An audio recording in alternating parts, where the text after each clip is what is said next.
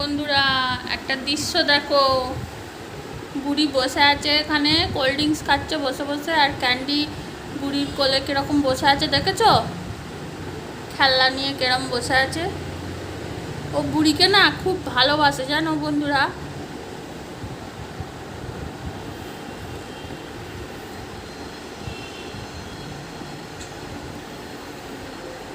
Candy বুড়িকে খুব ভালোবাসে, কিরকম বসে আছে কোলের মধ্যে চুপটি করে।